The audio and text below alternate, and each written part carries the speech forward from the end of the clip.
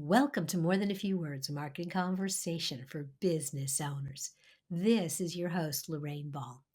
And today we're going to talk about email. I know, it's not the exciting, you've got mail, it's email. But it isn't. Email is a powerful, powerful marketing tool. And my guest, Kendra, Kendra Corman, is passionate about email. She's going to talk with us today, and I want you to know a little bit about Kendra. She has more than 15 years of marketing experience working with one of the top brands in the world, all the way down to solopreneurs just starting out. Her passion is for making sure that marketing expertise is affordable and accessible to all businesses. She loves teaching people how to grow their email list and add value to their audiences. She's addicted to learning and sharing her knowledge. And today she's going to share a little bit with us. Kendra, welcome to the show. Thank you so much for having me. I'm so glad to be here. I am so excited to talk to another email marketing fan because I'm a fan too. But tell me, why do you think it's so important that business owners embrace email? Well, I think the number one reason is because it works. So, I just had a conversation the other day with a client, and they were saying that their goal this year is to increase their social media following. And I'm like, okay, we need to have a meeting. And I'm like, because that's great. But then what? Then Hmm. what are we going to do? What if Facebook goes down or cuts off their profile? There's nowhere else to go. If we have emails, we own those contacts. We can take them wherever we want to go into different systems. There's just so much more flexibility, and we can contact them when we want to contact them to give them information that they want and need to know. You really hit on so many great points there. The first is you own your email list, it becomes an asset of your business. And that second one that nobody wants to think about, but what happens if Facebook goes away or completely changes their algorithm? And you really need to own those relationships. So I'm totally with you. I'm going to build my email list, but how? How do I how do I go from 50 or 500 to 5 or 10,000 cuz that's what I really need. So I would caution you to grow too large. One of the things I've been talking people about a lot lately is cleaning their list. So Mhm. making sure that you've got really quality and interested prospects on your list. You want people, if it's 500, 1,000, great. If it's 200, great. As long as it's people that you're going to be able to convert and that are interested in your product or service. Now, that's not to say that 5 or 10,000 isn't a bad, because it's not. As long as they are interested prospects. So I encourage everybody to invite people to join your email list, but do not call it joining your email list. Do not ask anybody to sign up for any more email. You don't want more email. I don't want more email. Nobody listening here wants any more email. And the reason we don't want any more emails is because we get more than enough. Mhm. But I will guarantee that there is an email that you get that you look forward to, or that you read, or you skim and you read every so many of them when they apply to you. That's because they're providing value to you. And as long as you're providing value to your customers and clients and prospects, they want to get email from you. You're Mhm. not disturbing them. That's Mhm. another one I get from a lot of people. Absolutely. And I think there was a really good point there when you said that you're not asking them to join a list. You're offering them information in exchange for their email address. And looking at it not like they're some a member of some club, but that there's someone who is trusting you to give them good information is a really nice way to frame that. And I really like the fact I always go at everything about thinking about value. and what value I can provide to my target audience. I know that you talk a lot about target audience and really understanding your audience.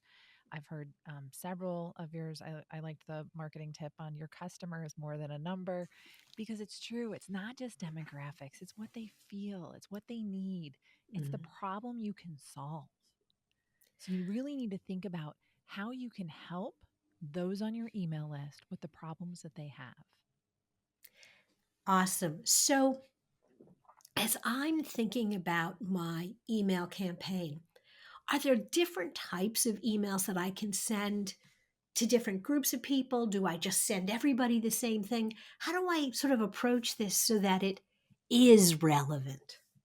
So that's a great question. So I personally, I love setting up segments inside my email. So I have people that are interested in different things. And I know this because for me, I use downloadables or freebies or lead magnets, whatever you want to call it, in my business. So I know what they've downloaded.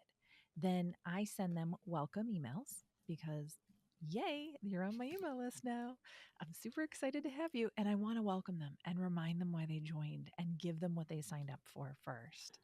Then I actually have my weekly email, which I send out every Thursday, highlights my podcast, my guest on my podcast, lessons learned, things like that. So there's a lot of informational interview information I can send that way. But there are times when there are people on my email list that don't want information about my upcoming email list growth course or my new blog writing course that's coming out or my podcasting course that's coming out. And so they're able to opt out of those communications so that they don't get inundated with them. And Mhm. that's okay. I'm okay with that. I want to give people what they want. I've been finding, interestingly enough, that GIFs or GIFs, whichever way you want to pronounce it, that GIFs are actually increasing the engagement in my emails. Little things like that. I don't encourage overly designed emails because then it feels a little impersonal, but emails written directly to your audience that's helping them with a problem that they have or providing them insight and information into a problem that they have, followed by, you know, just something that feels personal, like a conversation. Building that know, like, and trust factor is really what it comes down to and what I encourage. I love that. And I love the idea of adding a little GIF because I think about like when I see them on my Facebook feed and when somebody responds to something someone says and just uses a funny little GIF. It's disposable content, but in that moment, it's like, "Oh, that's fun." And so you stop and you do respond or you do look at it, and it does make it memorable. And I think you can go too far and over design, or you can strip it down so much that it doesn't even feel professional. And so I think hitting that sweet spot in between is definitely worthwhile.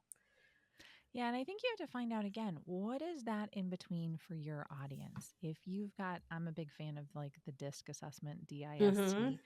If you've got a lot of D's on your email list, you want short, sweet, and to the point. If you've got a lot of C's, like my husband, on your list, then you want to make sure that you're giving them a lot of detail and that email might be longer. But again, it goes back to what you do a lot of talk discussions about knowing and understanding your customer and Mhm. prospect. Absolutely. And one of the things that I love, because email marketing has come such a long way over the years that I've been doing it, but you can actually ask people, hey, we have these three lists. Which would you like?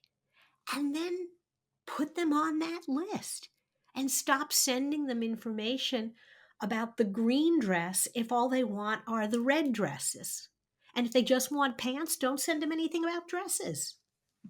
And it's a lot easier to do that than ever before. You can Hmm. create one email newsletter that has what they call dynamic content and literally just switch out one article based upon what their interests are. It's so amazing what you can do and how you can streamline your time and effort. Absolutely. Email has been around so long that I think we do take it for granted.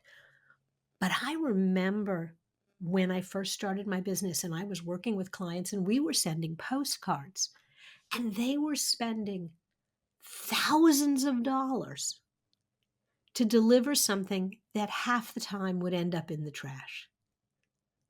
And now they spend pennies.